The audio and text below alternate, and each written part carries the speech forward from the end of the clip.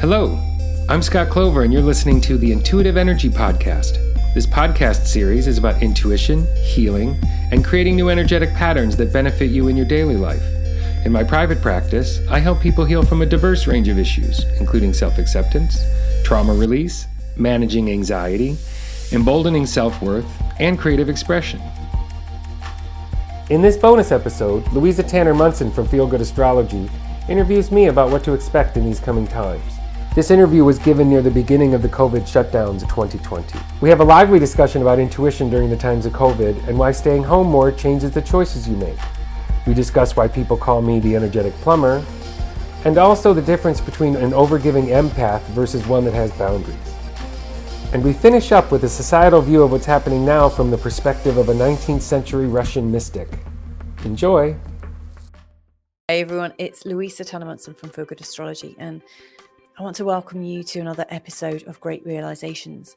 Now, the whole purpose of Great Realizations is to touch base with therapists, intuitives, practitioners and teachers and healers, like to connect with them and find out how they're coping with these times, because these times have been described amongst other things as the Great Pause, the Great Awakening, the Great Unraveling, and obviously the time of Great Realizations. So I'm really delighted to introduce you to my guest today. This is really thanks to my good friend, Scott Clover. Now, before I introduce you to him, I want to tell you a little bit about my experience of working with him, because I've been working with him since September last year, 2019. And he's an amazing intuitive energy healer. And he works out of New York. He works remotely, so you can be anywhere in the world, and you reach him by phone. And he's like an energetic plumber. I know he's being described as an energetic plumber because he has this ability to kind of see into your energy systems and take a look around. He can see where things are a bit gummed up and where things need to move again. And then he just helps you to facilitate the process. He helps you get clearer about what you need to clear. So let's go meet him, shall we? So what do you make of these times?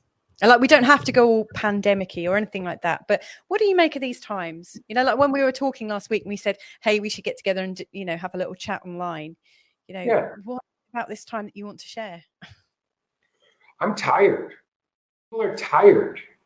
People are, going to the grocery store in this day and age is a day. That's what you're going to do for the day. That's your outing, because we're on guard when we leave, and yet when we come home, we have nothing to guard against, and yet there's this boogeyman out there, and it makes us tired. So a lot of people are having a harder time lifting their head from the pillow.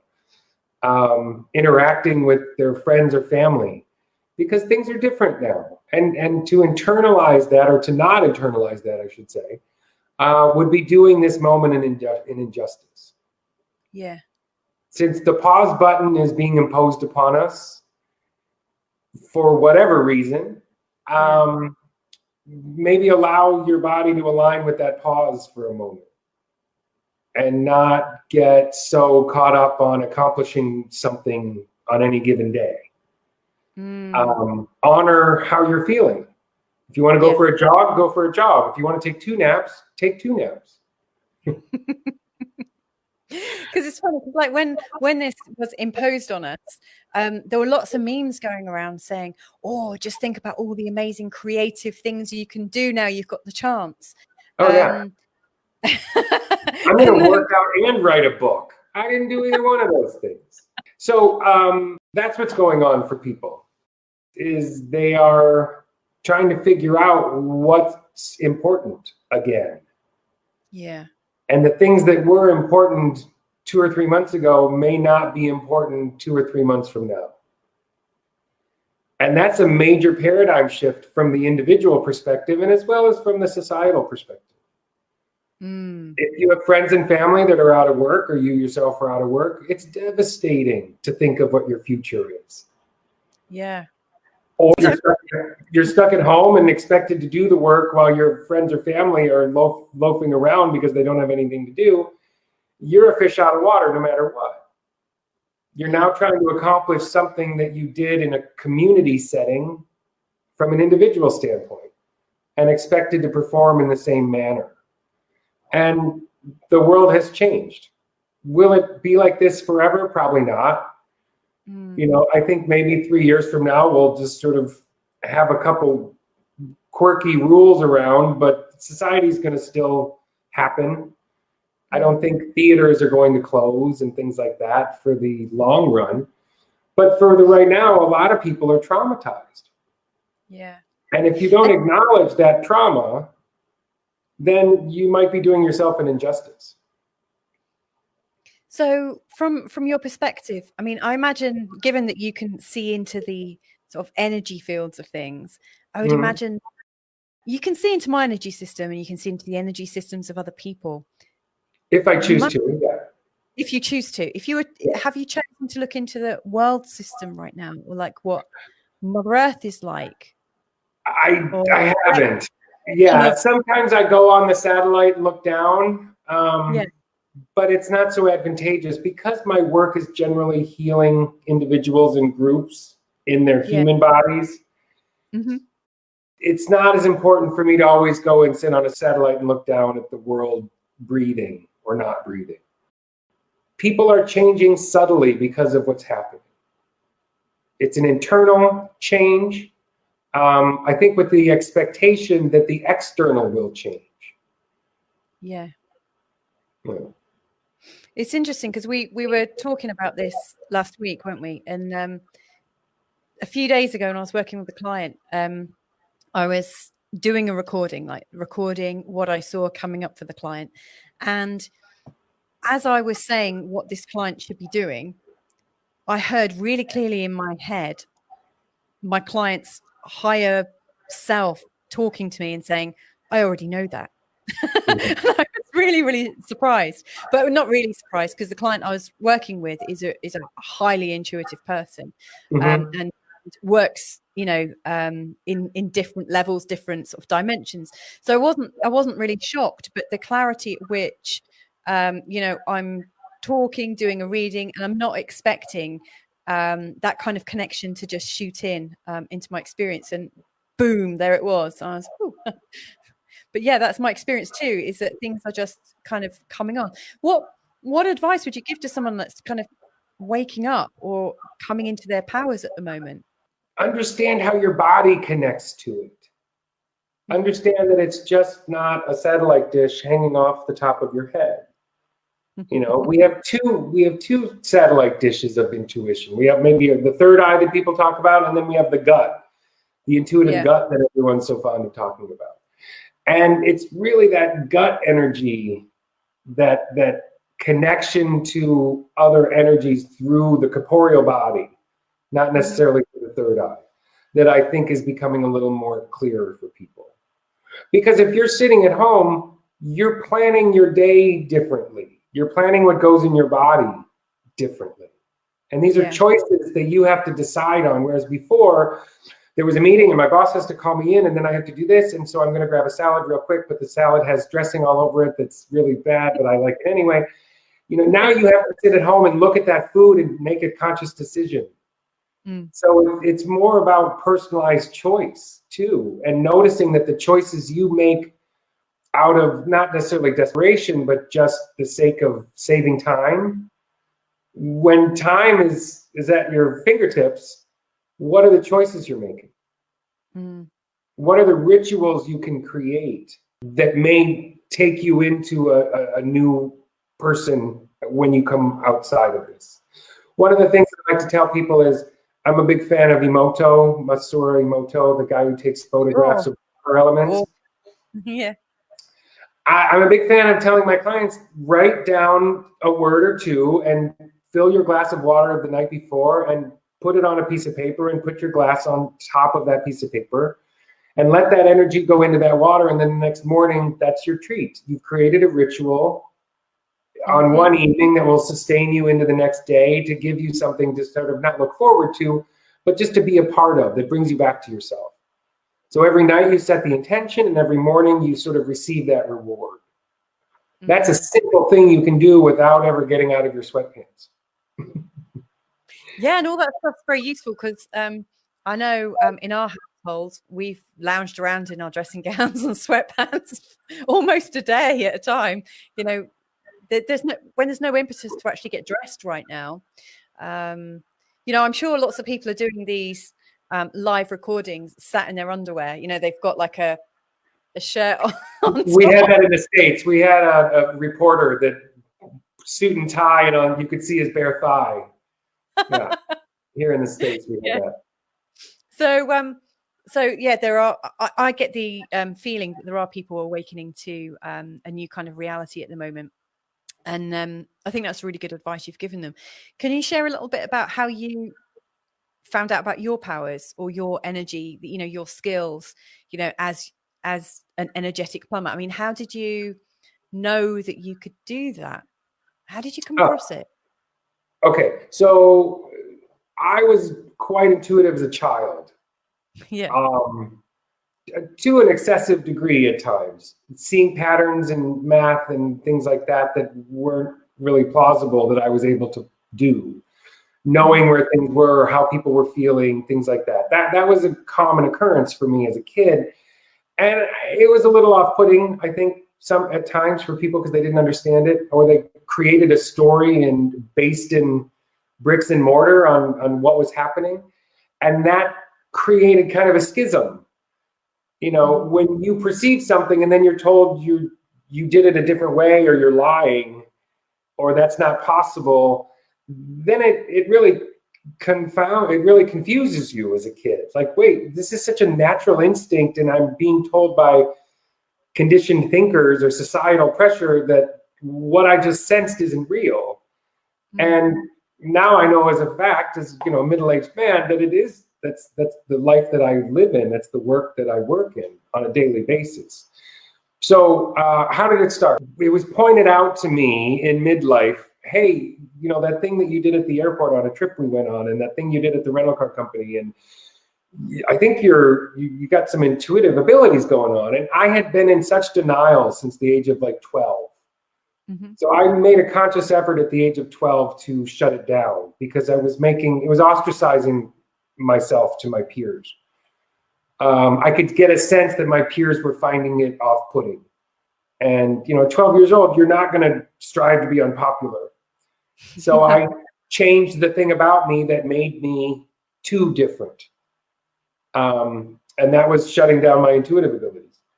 And I have a long history, a family line of people sequestering their intuitive abilities.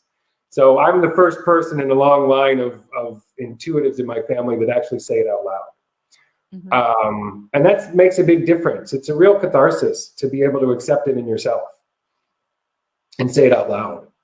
And then I realized, after studying it and understanding it and listening to podcasts and finding masters and training under people all over the country, that after a few years of just wanting to know about how to use it, that I was being guided to use it for healing.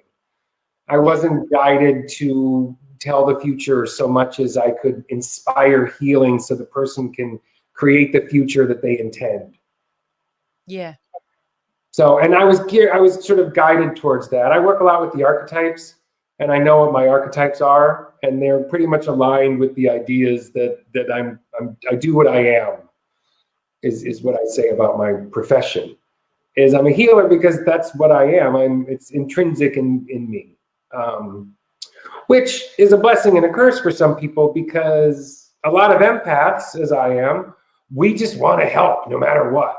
And there's a lot of people that don't want our help, but we're going to impose upon it anyway. If you're not skilled or have your own boundaries or trained or understand that your empathy can cause friction, it's not just sending hearts out all the time. It's imposing your will onto somebody else. I read a meme a while back that I really think is powerful, and it said, empaths without boundaries is self-destruction. So a lot of intuitive people end up giving a lot of their energy away, and it's not asked for. That's why when you said, can you read the person's energy?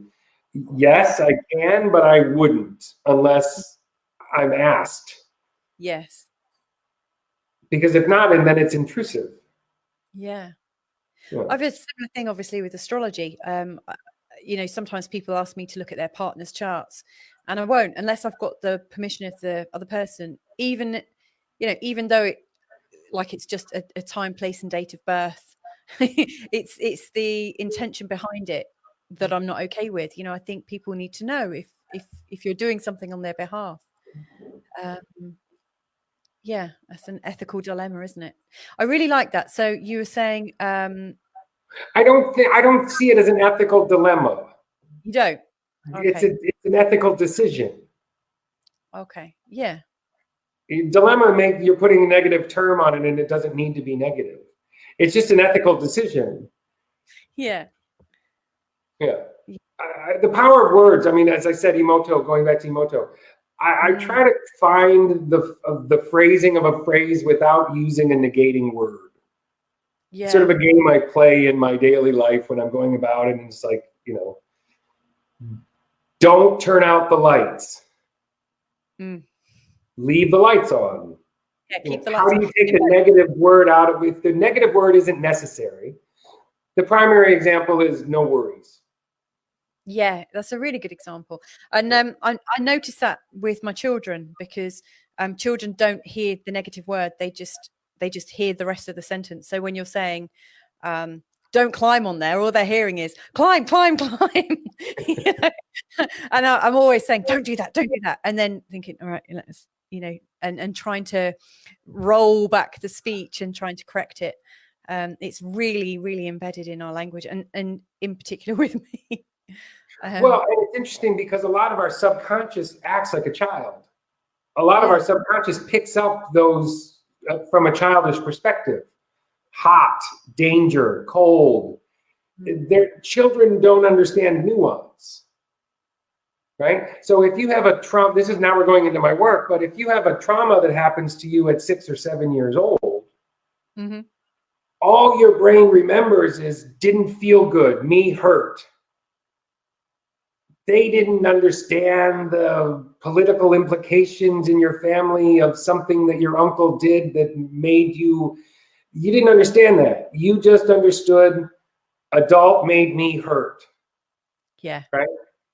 So to then try to solve it or talk about it at 35 years of age and going back 30 some years, you're now thinking about it from an adult perspective and trying to solve it from that adult perspective, when the inner child or the inner subconscious just wants to be placated as you would a child.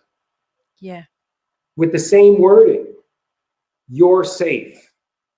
Yeah. And of course, children, really, they're very forgiving, at that age. Yeah. They need a hug and a kiss, and they need to be heard. They need to just... But they don't need to play chess. No. Right? They'll play checkers. And that's the thing, is if you have a trauma that happened to you while you were playing checkers and try to solve it from a chess perspective, you're going to muck it up, and you're not going to get to the root of it. So what you're saying right now really, really links into what's going on currently in the world, because those emotive words, it's hot, it's cold, all those words that the media are using right now, like death. It must be switching on the automatic fear responses and all the childhood anxieties and trauma anxieties that are stored in people's bodies, right? Correct. Because what you're hearing repeated over and over again is you're not safe. You're not safe. And regardless of who you are, growing up, there was a time in your life where you didn't feel safe. Yeah. That could be 3 years old, 5 years old. That could be your whole childhood, depending on your circumstance. But finding that internal sense of safety is what's going to get us through this. Embodying the idea that we're worthy of changing. So for people who are wanting to feel safe in themselves, can you think of a way that you could describe how someone could generate that feeling of safety. You know, if someone's listening right now and is thinking, you know what, I don't feel very safe, how could they connect to that sense of safety? Well, person, place, or thing. Like, what is the noun that's causing that sense of instability? Is it your partner you're living with? Is it your relationship is struggling? Is it the job? You know, find out what you think is vexing you, and then start scaling in and narrowing it down and narrowing it down. One way you could do that corporally in the body is do a body scan. And if you feel tightness in a certain area, say your hip, don't ignore it. Really get in there. Really send your energy and your sense of self into the epicenter of the tightness in your hip. And if it's a feeling of like coagulated or stuck energy, then give that energy something to do. Give it a purpose. Because right now it's just stuck. It could be because, you know, you didn't like your teacher in middle school, and that led to a problem, and that led to another problem, and then you fell down, and you relate, you know, not being heard to your sore hip, and then someone didn't pay attention to you, and your hip got sore again. Go into that sore hip. Don't ignore it. Don't take a Tylenol and just hope the pain goes away. Sit with it for a while. Take a little golden acorn and put it in the epicenter and see how it might shift that coagulated or dense feeling you have in a certain part of your body. That would be a way. You know, embodiment is the word of the year. Embodiment. Well, how do you do that? I thought unprecedented was every time I open like a document, every time I listen to a video, I hear the word unprecedented. That almost puts me into a panic or a spin. I must have some kind of karma with that word. You know, it just irritates me. I need to desensitize myself to it. Yeah, it just means new, right? In this context. Yeah, exactly. Yeah, it just means panic as well. I think it's put in to make it seem more severe than it might be. Yeah, check the semantics of the stories that you're listening to. Yeah. Okay, I've got one more question. I really want to ask you, and that would be, what are your great realizations right now, Scott? What are my great realizations right now? Yeah. When I knew you were going to be talking to me today, I thought of this book that I read a while back, and it's called The Light of Sex. It's not generally about the light of sex, and it's by a Russian mystic, a 19th century, sort of turn of the century, 1900s, a Russian mystic. Maria de Naglaska is her name. That's an awesome name. Yeah, Maria de Naglaska. I think it's the French version of her Russian name. Okay. She was a Russian woman who ended up writing a lot in French. Anyway, she has this concept at the beginning of this book, The Light of Sex, about society is actually a long train car in a tunnel. And at the beginning of the locomotive is the locomotive car, the engine car, and then after that are the passenger cars. All of our society in the world is on this long train, and the train is in the tunnel. Well, part of the train is coming out of the tunnel, and the people in the front are seeing the light, but there's still a heck of a lot of people in the back. Love that. I love that so much. That's such a great analogy. Yeah, it's a good one. So just decide which part of the train you want to sit in. That's so cool. Hey, after this conversation, I imagine there's going to be quite a few people that want to check in with you and find out a bit more about your work or how they could contact you. Are you accepting new people to work with at the moment? Yeah, sure. I'll accept new clients currently. My website is my name, scottclover.com. There's a intuitive podcast on Spotify called The Intuitive Podcast. So they can reach me there. They can reach me on the website. There's a form to fill out. You can send me an email and ask me questions. But you can check me out on social media, Scott Clover Energy Healer on Instagram and on Facebook. But generally, people come to me from word of mouth. It's generally a referral because as I said, the way I deal and interact with people's energy fields is so idiosyncratic. It's really specific to the individual in their moment.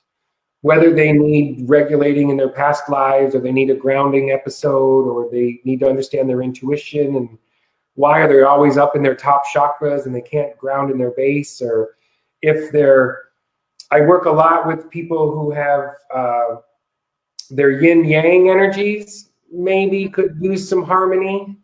They're putting too much out in the world in that masculine view, or they're not receiving enough in the feminine viewpoint, and it can get stuck. And I deal a lot with clients to helping them understand that better and get that sort of reciprocity energy going in the yin yang instead of it being top heavy to one or the other. Yeah. So yeah, they can reach out to me and I'm happy to help them. Excellent. Well, Scott, how can I thank you for that? Thank you so much. You've been really generous. Pleasure. And you've come up with some really good analogies and descriptions that I think will be really easy for anyone to understand wherever they are on their intuitive journey. And I think it all makes sense. You know, like when you put it in the body, and you're talking about embodiment,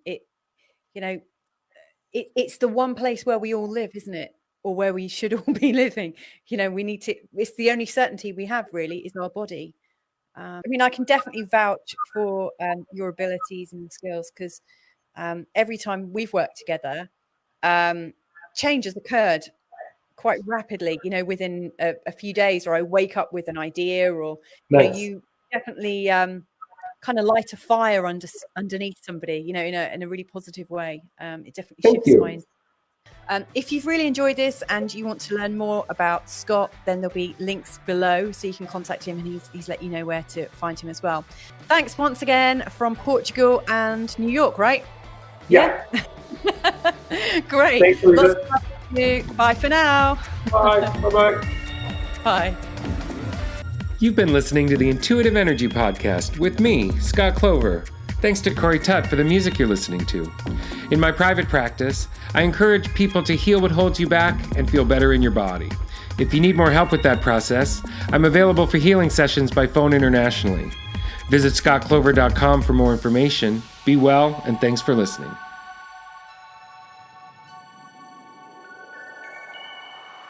This podcast is for educational and informational purposes only, and solely as a self-help tool for your own use. I'm not providing medical, psychological, or nutrition therapy advice. You should not use this information to diagnose or treat any health problems or illnesses without consulting your own medical practitioner. Always seek the advice of your own medical practitioner and/or mental health provider about your specific health situation. For my full disclaimer, please go to scottclover.com/disclaimer.